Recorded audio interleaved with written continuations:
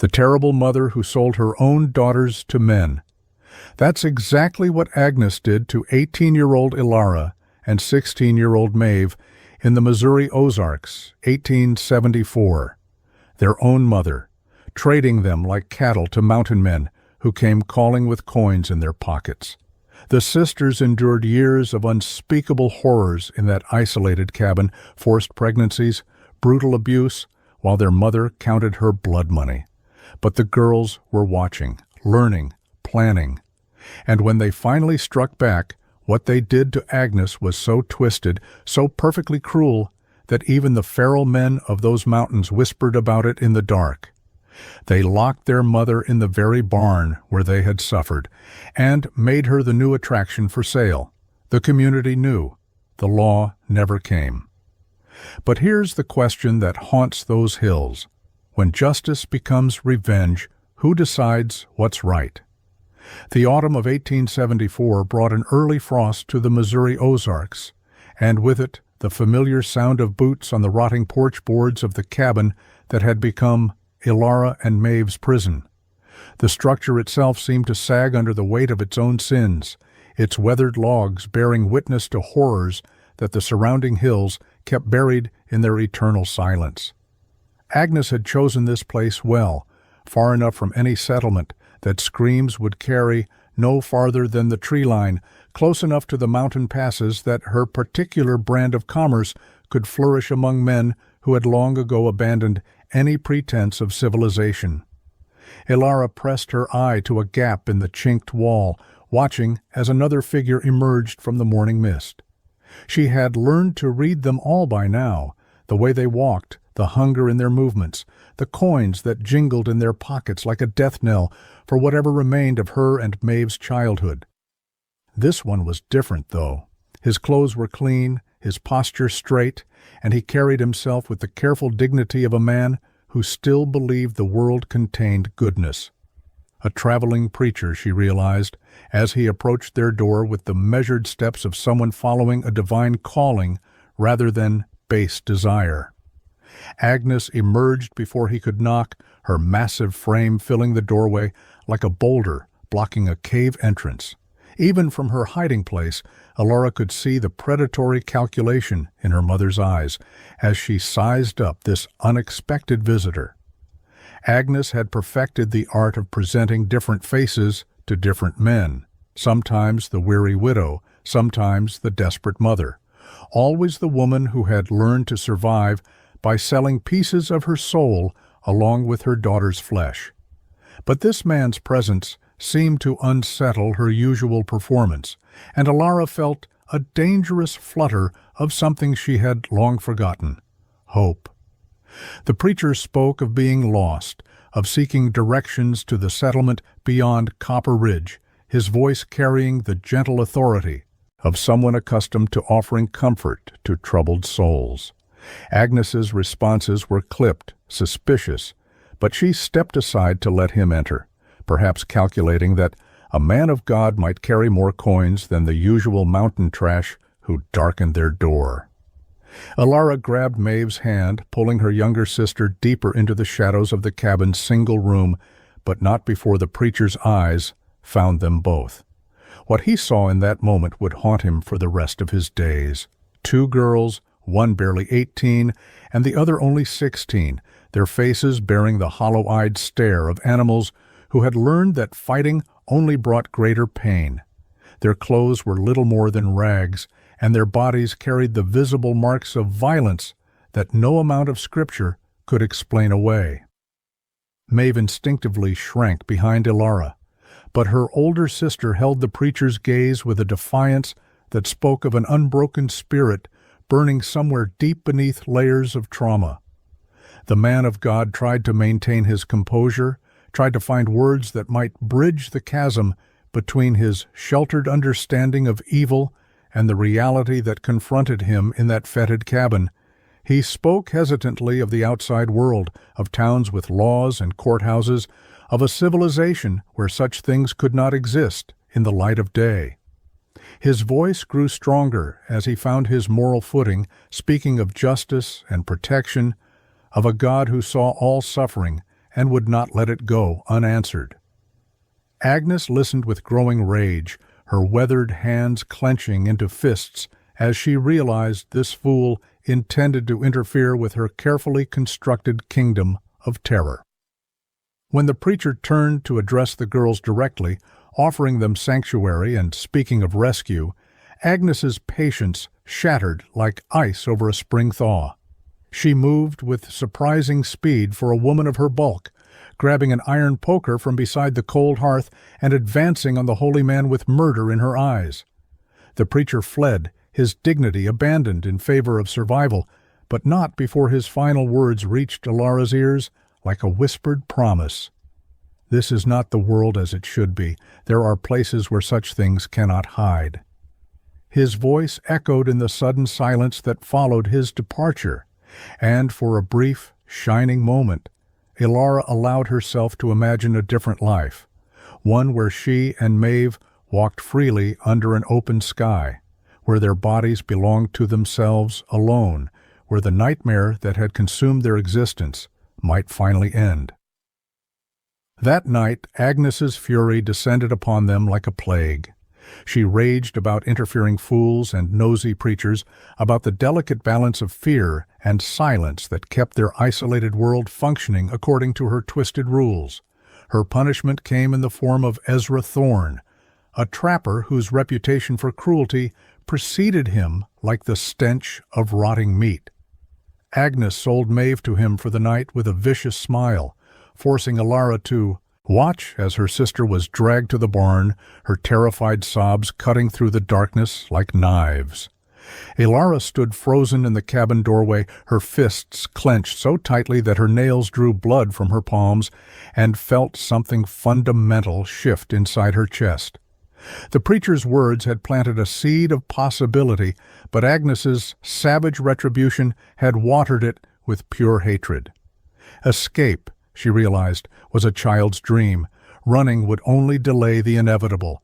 There would always be another cabin, another Agnes, another system designed to devour girls like them and leave nothing but broken shells in its wake. As Maeve's cries faded into the mountain night, and Agnes retreated to count her blood money, Ilara made a decision that would reshape their world entirely. Justice, she understood now, would not ride into their hollow on a white horse or emerge from some distant courthouse. It would have to be forged in the very barn where they had suffered, crafted from the same darkness that had tried to destroy them, and delivered by their own hands. The crushing silence of the Ozarks had taught her many things, but the most important lesson was this: sometimes the only way to stop a monster is to become something even more terrifying. The weeks following the preacher's visit brought a subtle but profound change to the dynamics within the decaying cabin. Where once Ilara had moved through her days with the resigned acceptance of a beaten animal, now there was something calculating in her movements, a predatory patience that Agnes had not yet noticed, but that Maeve recognized with both terror and fascination. The seed of rebellion that had taken root in Ilara's mind during that night of watching her sister's torment was beginning to sprout, sending out careful tendrils that would eventually strangle the life from their oppressor. Agnes kept her earnings in a heavy wooden chest beneath loose floorboards in the cabin's far corner, secured with an iron lock that she wore the key to on a leather cord around her thick neck.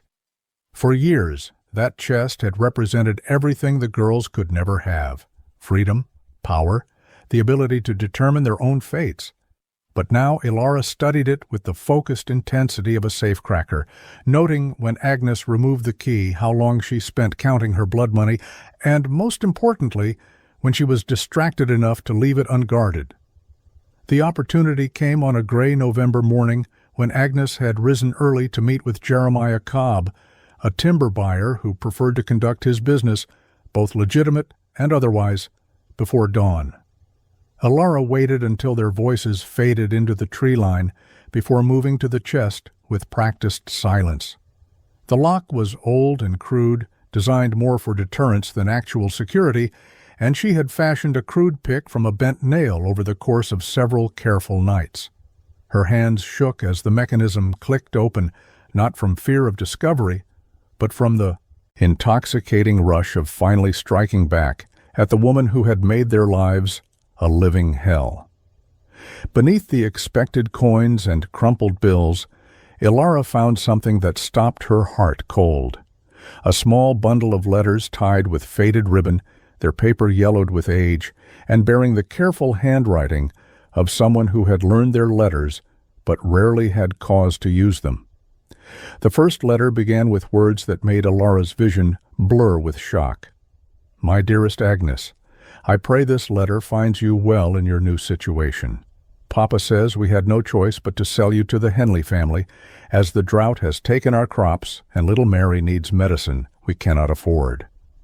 Letter after letter revealed the horrific truth of Agnes's origins, how she had been sold at the age of 14 to settle her family's debts, how she had endured years of abuse at the hands of the Henley patriarch and his sons, how she had eventually escaped only to discover that survival in the lawless Ozarks required becoming the very monster that had once devoured her innocence. The final letter, written in Agnes's own shaking hand, but never sent, was addressed to the sister who had died of consumption while Agnes suffered in bondage. "I have become what they made me, Mary. I have learned that power comes only from taking it, and that mercy is a luxury that victims cannot afford." Ilara read the letters with a mixture of horror and unwilling understanding, feeling her carefully constructed hatred waver in the face of this revelation. Agnes was not born a monster. She had been forged into one by the same brutal system that now ground her own daughters beneath its wheels. The cycle of abuse stretched back generations, each victim eventually becoming a perpetrator in an endless dance of survival and cruelty that seemed as inescapable as the mountains themselves. The sound of returning footsteps forced Ilara to quickly replace the letters and lock the chest, but the knowledge she had gained burned in her mind like a fever. She began to observe Agnes with new eyes, seeing beneath the cruel exterior to the broken girl who still lived somewhere inside that massive frame. And for the first time in her life, Ilara felt something approaching pity for the woman who had made her existence a nightmare. This complex understanding, however, did not soften her resolve. It sharpened it. If anything, the discovery that evil could be inherited and passed down like a family heirloom only confirmed that the cycle must be broken by whatever means necessary. Agnes might be a victim of her own past, but she was still the architect of her daughter's suffering, and understanding her origins did not absolve her of the choice to perpetuate that suffering. Silas began visiting more frequently as winter deepened, drawn by Agnes's promise of warmth and companionship during the long, bitter nights. He was a man of simple appetites and looser tongue when his belly was full of Agnes's corn whiskey, and Ilara learned to position herself where she could listen to his rambling conversations with their mother.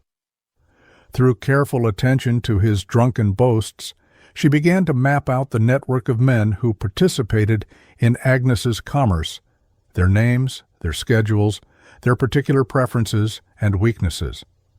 Maeve watched her sister's transformation with a mixture of awe and terror, recognizing that Ilara was becoming something harder and more dangerous than either of them had ever imagined possible. Where once the younger girl had sought comfort in her sister's protection, now she found strength in her growing ruthlessness and slowly began to shed her own layers of helpless victimhood. They spoke in whispers when Agnes was away, planning and scheming with the desperate intensity of prisoners plotting their escape. But Agnes was no fool, and she began to sense the subtle shift in her daughter's behavior. The way Ilara's eyes followed her movements, the whispered conversations that stopped abruptly when she entered a room, the small acts of defiance that might seem insignificant to others, but rang like alarm bells to someone who had built her power on absolute control. Her paranoia manifested in increased violence, sudden searches of their few possessions, and a watchfulness that made every moment in the cabin feel like walking across thin ice. The breaking point came when Agnes discovered scratches around her chest's lock that could only have been made by someone attempting to pick it. Her rage was biblical in its scope, and her punishment of Ilara was swift and merciless, a beating that left the girl broken and bloodied on the cabin floor, gasping for breath that seemed to burn her lungs with every inhalation. As Ilara lay in the dirt, Agnes's voice cut through the haze of pain like a blade. "You forget your place, girl. You forget that I am the beginning and end of your world, and that your suffering exists only at my pleasure." Even Martha Crenshaw, the widow who lived closest to their hollow and had long suspected the true nature of Agnes's business, found her courage crumbling when she attempted to intervene. She approached the cabin one morning with a basket of preserves and the intention of offering sanctuary to the girls, but Agnes met her at the property line with a smile that promised violence and words that left no room for misunderstanding. "These hills have a way of swallowing up folks who don't mind their own business, Martha. Wouldn't want anything unfortunate to happen to that nice little homestead of yours." The woman retreated, and the sisters watched their last hope for outside intervention disappear into the morning mist, confirming what they had always known: they were truly and utterly alone. The bitter January cold of 1875 brought with it a cruel irony that would shatter whatever remained of Ilara's faith in any benevolent force governing their world. For 3 months she had carried within her body the unwanted evidence of Thaddeus Pike's violence, a reminder that grew heavier with each passing day, and served as a constant mockery of her powerlessness. Agnes had been almost giddy with the prospect of another mouth to feed and body to eventually sell, already calculating the future profits that this forced pregnancy would yield. She spoke of the unborn child as merchandise, discussing its eventual value with the same cold detachment she might reserve for pricing livestock at market. The pains began on a night when the wind howled through the gaps in the cabin walls like the voices of the damned. And Ilara knew, with the instinctive certainty of someone who had learned to read her body's signals of distress, that something was terribly wrong. She had hidden the pregnancy's early difficulties from Agnes, knowing that any sign of weakness would only invite greater cruelty, but now there was no concealing the agony that tore through her abdomen with increasing frequency. When she attempted to wake her mother for help, Agnes merely grunted and turned away, muttering something about weak stock and the survival of the fittest. Maeve found her sister doubled over in the barn hours later, her face white as fresh snow and her hands clutched protectively over her swollen belly. The 16-year-old girl had never witnessed a birth, much less the horrific process of losing a child, but some deep feminine instinct told her that what was happening to Ilara was both natural and catastrophic. She knelt beside her sister in the straw, whispering useless, comforting words, while Ilara gripped her hand with the desperate strength of someone drowning in an ocean of pain. The miscarriage took hours, each wave of agony worse than the last, and through it all Agnes remained in the cabin, her snores carrying across the frozen yard like a taunt. Ilara bit down on a leather strap to muffle her cries, knowing that any sound of weakness would only bring their mother's wrath, and endured the most profound violation of her young life in the same barn where she had already suffered countless others. When it was finally over, when the small, barely formed life had left her body in a rush of blood and broken dreams, Ilara lay in the filthy straw and felt something fundamental die within her soul. Maeve cleaned her sister as best she could with rags and melted snow, her own tears falling silently as she witnessed the complete devastation written across Ilara's face. The older girl's eyes had always held a spark of defiance, a core of unbreakable will that had sustained them both through their darkest moments. But now there was nothing there but a vast, empty coldness that seemed to stretch into infinity. When Maeve tried to offer words of comfort, Alara simply stared at her with the expression of someone who had finally seen the true face of God and found it wanting. In the days that followed, as Alara recovered from the physical trauma of her loss, something far more dangerous began to take root in the wasteland of her emotional landscape.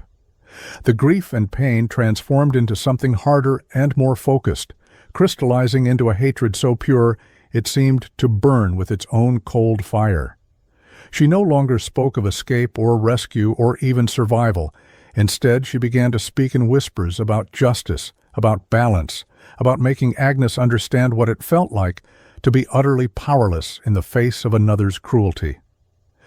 Maeve watched this transformation with a mixture of terror and fascination, seeing her gentle sister evolve into something that might have once frightened her, but now filled her with a grim satisfaction. The younger girl's own innocence had been steadily eroded over the years, but witnessing Alara's complete breakdown and subsequent metamorphosis finally destroyed the last vestiges of her childhood faith in goodness and mercy. Where once she had been the frightened victim seeking protection behind her sister's strength, now she became a willing conspirator in whatever dark plans were forming in Alara's increasingly calculating mind. The sisters began to spend their time differently, moving through their daily routines with a new sense of purpose that Agnes, in her arrogant confidence, failed to recognize as dangerous. They observed everything with fresh eyes, the patterns of their visitors, the rhythms of their mother's business, the physical layout of their prison, and the tools available within it. Every conversation was analyzed for useful information, every moment of Agnes's distraction catalogued for future reference, every weakness in their enemy's armor carefully noted and remembered. Their communion during these weeks was almost mystical in its intensity, a wordless understanding passing between them that transcended normal sibling bonds and approached something closer to a shared consciousness. They could communicate entire conversations with glances, coordinate complex plans with subtle gestures, and above all, they began to feed off each other's growing fury until it became a force greater than the sum of its parts.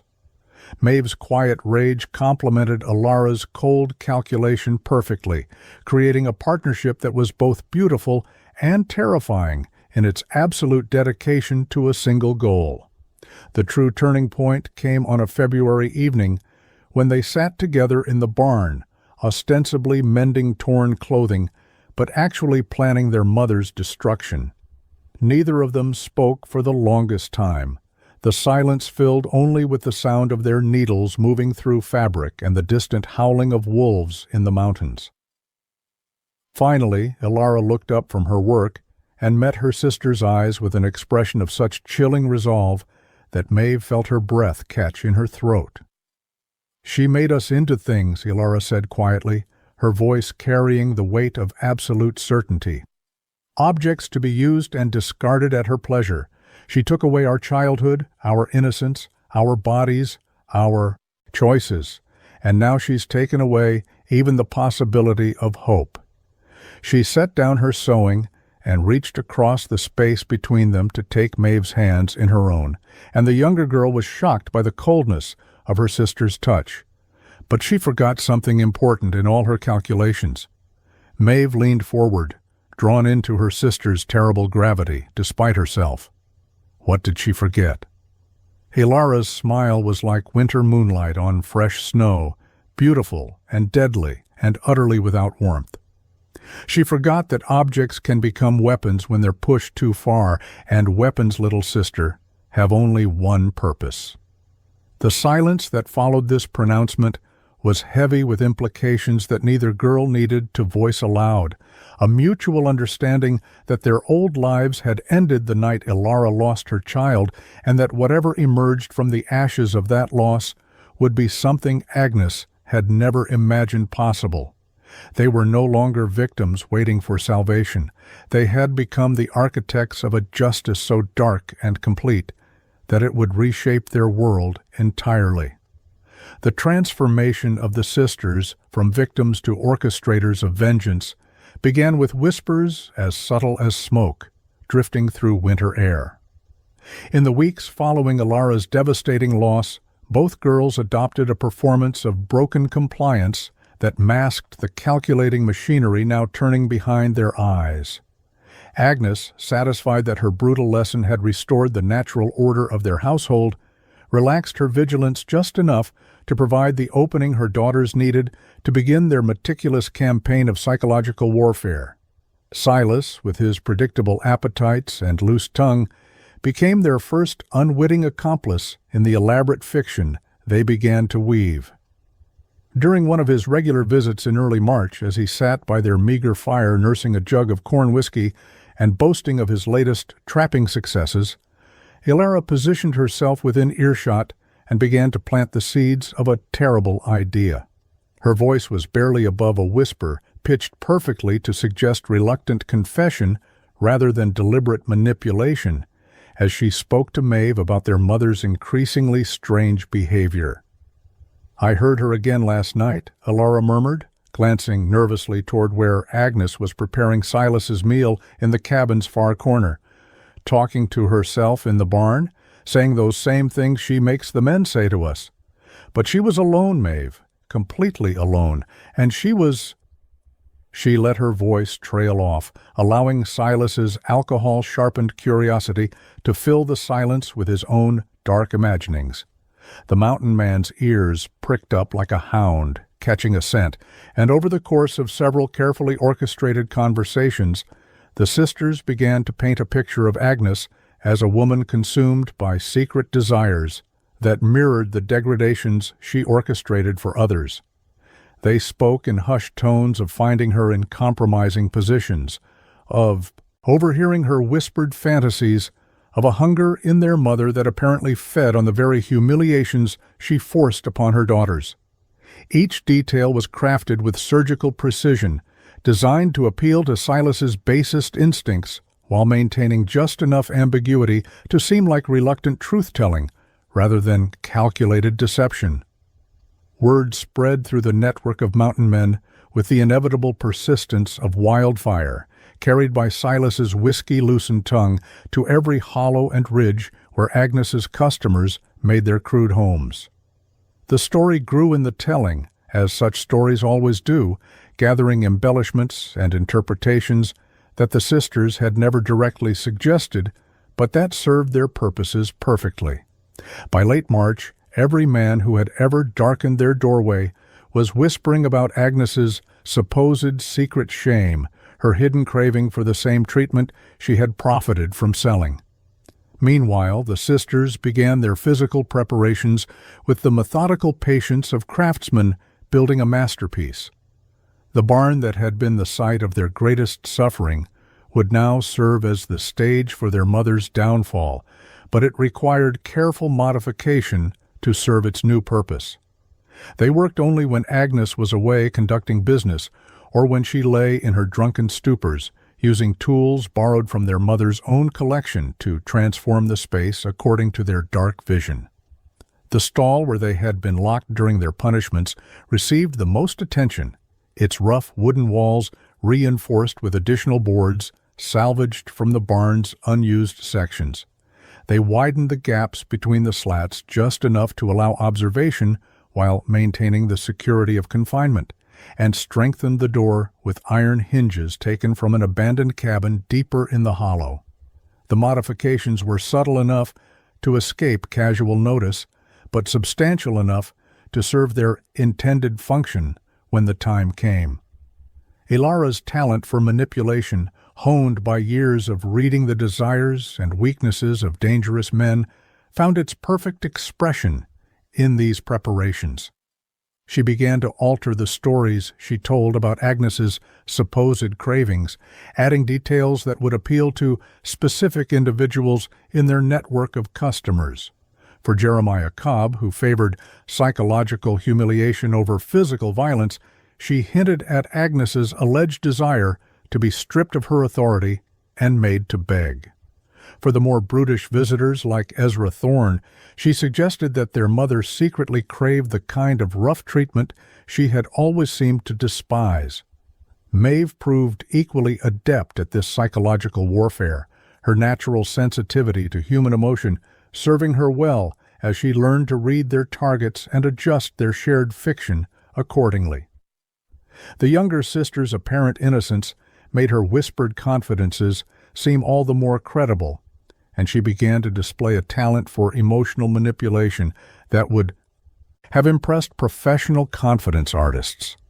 Together, the girls created a symphony of suggestion and innuendo that gradually reshaped how every man in their circle viewed the woman who had once seemed untouchable in her cruel authority. The most crucial element of their preparation involved establishing the transactional framework that would make their revenge both poetic and practical. They began to hint that Agnes's secret desires might be accommodated for the right price, suggesting that the woman who had profited from selling others might herself be available for purchase under the proper circumstances. These suggestions were delivered with apparent reluctance, as if the sisters were ashamed to be discussing such possibilities about their own mother, but the carefully planted ideas took root in minds already primed by months of whispered stories. As spring arrived in the Ozarks and the mountain passes became more easily navigable, the sisters noticed a change in how their regular visitors looked at Agnes. Where once there had been deference born of fear and business necessity, now there was something hungrier and more calculating. The men studied their mother with the same appraising eyes they had once reserved for her daughters, and Agnes, secure in her position of power, remained oblivious to the subtle shift in dynamics that was occurring right under her nose. The psychological transformation of the sisters themselves during this period was perhaps the most remarkable aspect of their campaign. Where once they had been passive recipients of others' cruelty, they now wielded that same cruelty as a precision instrument, turning their intimate knowledge of human weakness into a weapon more devastating than any blade or bullet. They had learned to think like their oppressors, to anticipate desires and exploit vulnerabilities, and in doing so had crossed a moral threshold from which there could be no return. By April, as the first wildflowers began to bloom in the mountain meadows, every element of their plan was falling into place with the inexorable precision of a clockwork mechanism. The barn was ready, the network of customers had been properly prepared, and most importantly, Agnes remained entirely unaware that her daughters had transformed from broken victims into the architects of her destruction. The terrible irony was not lost on either sister that they were using the very system of exploitation that had enslaved them as the vehicle for their mother's downfall, turning Agnes's own network of depravity against its creator in a display of poetic justice so perfect it seemed almost divinely inspired. The reckoning came on a rain-soaked evening in late April, when the mountain mist hung heavy as funeral shrouds between the trees, and the air itself seemed to pulse with the weight of approaching violence. Agnes had spent the day in town, conducting business with a new timber concern and returning home with her usual swagger of self-satisfaction and a purse heavy with coins from transactions that extended far beyond the sale of lumber. She entered the cabin expecting to find her daughters in their customary positions of cowering subservience, but instead discovered them standing together near the cold hearth, their faces illuminated by a single candle flame that cast dancing shadows across features that had been transformed by months of careful planning and cold resolve. For the first time in her daughters' lives, Agnes looked into their eyes and did not see fear. What she found there instead was something far more unsettling, a patient, calculating emptiness that reflected her own cruelty back at her like light from the surface of a frozen pond. Ilara stepped forward first, her movements deliberate and controlled, while Maeve flanked to the right in a coordinated maneuver that spoke of extensive rehearsal. The realization that her daughters had been planning something began to dawn on Agnes with the slow horror of someone discovering a snake coiled in their bed. But years of absolute dominion had made her slow to recognize genuine threat from those she had always considered broken property. "You look tired, Mother," Ilara said, her voice carrying a false concern that made Agnes's skin crawl with unidentified dread. "Perhaps you should rest. We've prepared a special place for you in the barn, somewhere you can finally understand what you've been selling all these years."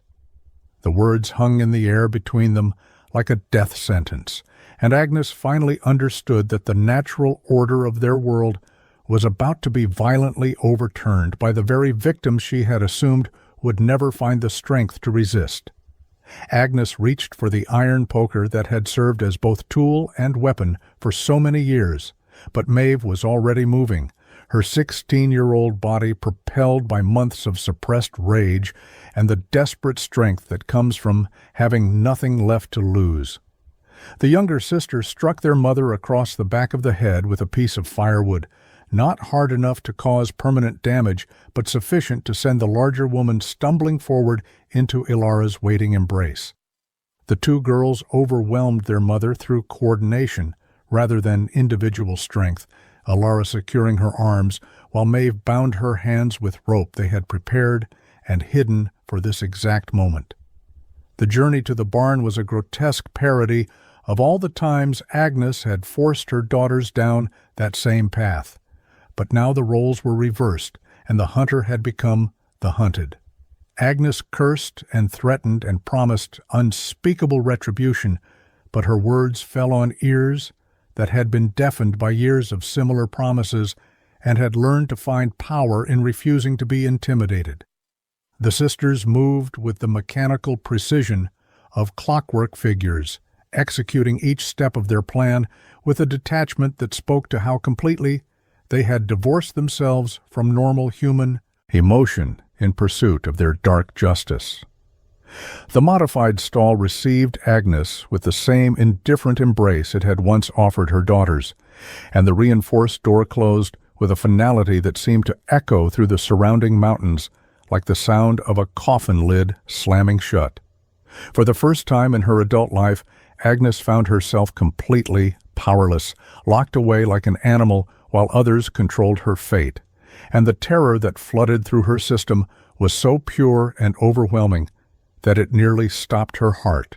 She screamed and raged and threw herself against the wooden walls with desperate fury, but the structure held firm, and eventually exhaustion forced her into a trembling silence that allowed her to hear her daughters' voices discussing her fate as calmly as if they were planning the next day's chores.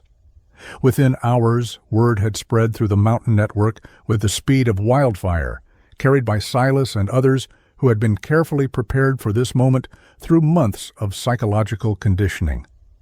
The sisters had transformed from commodities into merchants, and their first product was the woman who had created them in her own image of exploitation and degradation. Men began arriving before dawn, drawn by whispered promises and carrying coins that represented months of anticipation, finally reaching its culmination.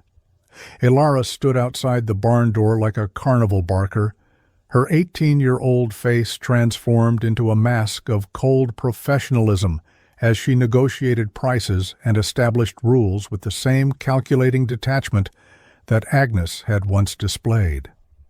Maeve handled the financial transactions with the precise efficiency of a seasoned bookkeeper, counting coins and making change, while her sister managed the queue of eager customers. The role reversal was so complete and perfect that it seemed choreographed by some malevolent deity with a taste for ironic justice. What followed in that barn was a manifestation of every horror that the sisters had endured, reflected back upon their tormentor with compound interest accumulated over years of suffering. The men who had once paid Agnes for access to her daughters now paid those same daughters for access to their mother, and the poetic symmetry of the arrangement was not lost on anyone involved. Agnes experienced every degradation she had orchestrated for others, every humiliation she had profited from, every violation she had facilitated, until the cycle of abuse that had defined their isolated world finally achieved a kind of terrible completion. Sheriff Brody arrived 3 days later, drawn by rumors that had finally penetrated even his willful ignorance of mountain affairs. But what he found defied his ability to process or categorize. The sisters stood in their cabin doorway like ancient priestesses who had overseen some dark ritual, their faces bearing the serene satisfaction of people who had finally balanced an impossible equation. Agnes was gone. Whether dead, fled, or simply consumed by the very system she had created remained unclear, and the sisters offered no explanation that satisfied his official curiosity. The community's response was a masterpiece of coordinated amnesia, with every potential witness suddenly afflicted by convenient blindness and selective deafness when questioned about recent events.